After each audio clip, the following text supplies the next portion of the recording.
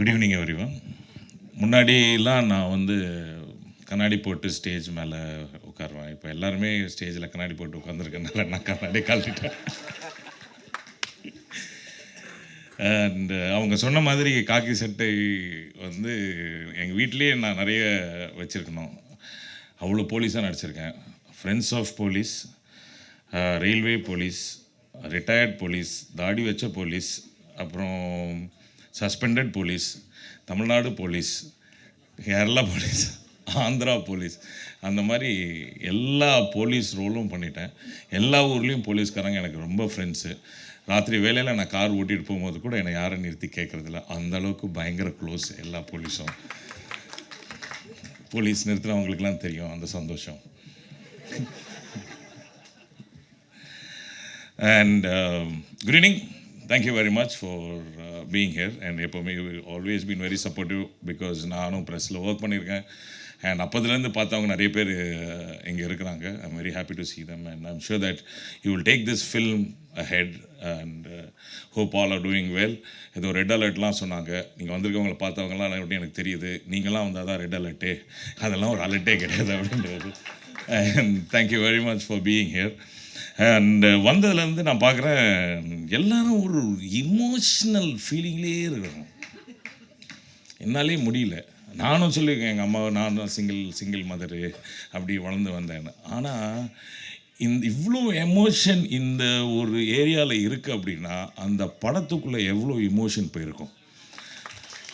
Director sir, நான் ஒன்று உங்களுக்கு சொல்கிறேன். இந்த சினிமா இருக்கு இல்லையா, அது வந்து எப்படிப்பட்டதுன்னா, உட்காருங்க சார், அது வந்து அவங்களுக்கு சினிமா மேலே காதல், ஆசை, அன்பு, அதுக்காக யார் உழைச்சாலும் அதை கைவிடவே விடாது சார்.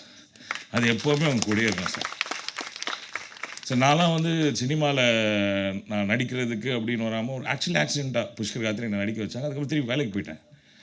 வேலைக்கு போனதுக்கப்புறமும் என்னை கூப்பிட்டு நடிக்க வச்சு அதுக்கப்புறம் பெரிய அடுத்தது இம்மிடியேட்டாக மணிரத்னம் சார் படம் பண்ணேன், விஷால் பரத்வாஜ் படம் பண்ணேன்.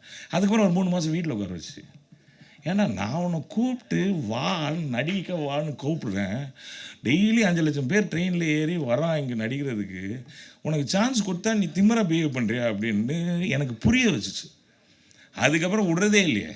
காசு கொடுக்குறான், காசு கொடுக்கல, பெரிய படம் சின்ன படம் எந்த படமும் கிடையாது. வீட்டிலே இருக்கிறது கிடையாது. யார் கூப்பிட்டாலும் போயிடுறது. Cinema is such a beautiful space. It will take you places. And இன்னொன்று என்னென்னா, சினிமாவில் இருக்கிறவங்க, இந்த கலையில் இருக்கிறவங்க எல்லாரையும் நான் வந்து பார்க்கும்போது what I feel is they are very emotional people. எல்லாருக்குமே ஒரு இமோஷன் இருக்கும். அவங்க தான் ரொம்ப க்ரியேட்டிவாக இருப்பாங்க அப்படின்றது is what I believe in. So இந்த படம் நீங்கள் பார்த்தீங்கன்னு வச்சுக்கோங்களேன், எடுக்கும் போதெல்லாம் வந்து இவர் சொல்கிறாரு, அண்ணன் ஜான் விஜய் அண்ணன் வந்தார், அங்கே நின்னார், தம்பி ஒரு கேமராமேன் சொல்கிறாரு, அண்ணன் வாங்க ரோல் பண்ணலாம் ready. Because I can see எவ்வளோ கஷ்டப்பட்டு அந்த படத்தை எடுத்துகிட்டு இருக்காங்க அப்படின்னு. அங்கே வந்து நம்ம வந்து ஒரு ஆர்டிஸ்ட் ஃபீல், நான் தான் நடிகன், நான் இந்த படம் நடிச்சுன்னு பண்ணியிருக்கேன், இந்த மாதிரி ஒரு ஃபீலிங் இருந்துச்சுன்னா the movie will not happen. Kabir sir, தம்பி விமல் சொல்லவே வேண்டாம், ரொம்ப பாசக்கார பையன், அப்படியே எல்லோரும் கூட ஜெல்லாயிருவார். அவருக்கு எக்ஸ்ட்ரா ஃபிட்டிங்லாம் கூட வேணாம். ஒரு துண்டு அப்புறம் வந்து கொஞ்சம் அப்படி பட்டை கொடுத்தா அதை கூட கட்டிட்டு அவர் பாட்டு நடிப்பார். அவர் யானை வந்தாலும் சரி, பூனை வந்தாலும் சரி, அதில் சூப்பராக நடிக்கிற ஆள் வந்து எங்கள் தம்பி விமல். ஸோ அவர் வந்து is very grounded, is very down to earth. So அவர் பக்கத்தில் வந்து ஒரு யானையை வேறு ஒரு கார் நிற்க வச்சுருக்காங்க. அப்படின்னா தைரியமாக நின்றுருக்காருன்னு நினைக்கிறேன். என்ன தம்பி, அந்த ஈட்டிலாம் பிடிக்குமா ஸ்ட்ராங்காக?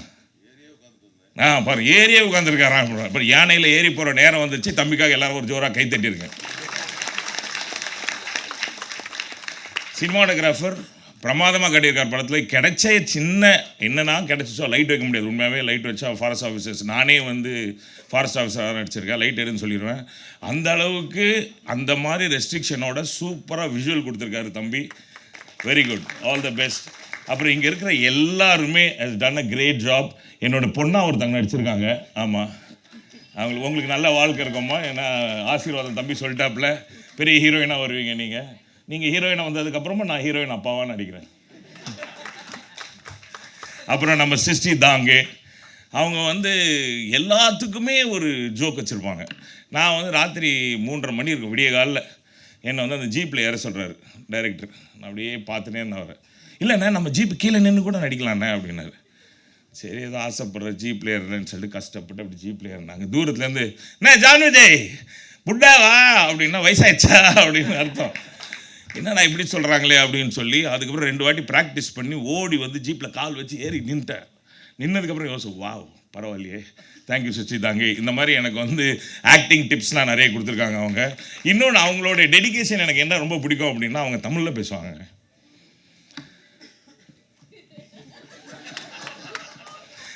அதான் இந்த தமிழை இப்படி இவ்வளோ அழகாக பேச முடியுமான்னு அப்போ தான் உங்களுக்கே தெரியும். அப்படி நம்மளை வந்து கோர்வையாக நம்மளே வந்து ஃபார்முலேட் பண்ணி ஓ இதுதான் சொல்ல வராங்க அப்படின்னு நம்மளே தெரிஞ்சுக்கணும். என்ன அதில் ஒரு பியூட்டிஃபுல்லான விஷயம்னா அந்த efforts it takes to learn the language.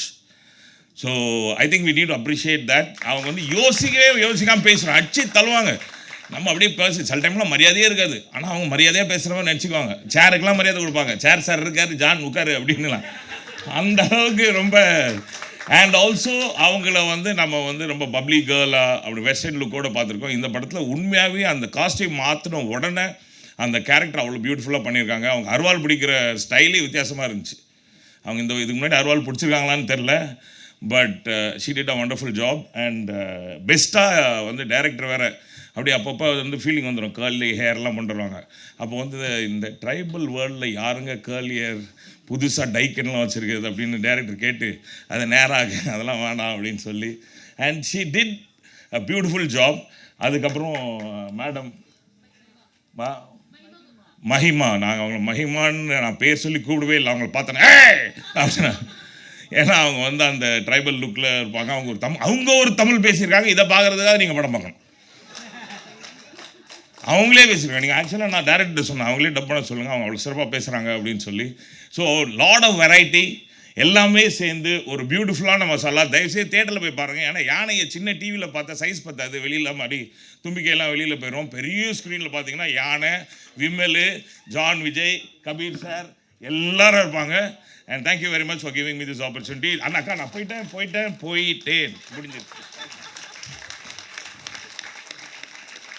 நன்றி.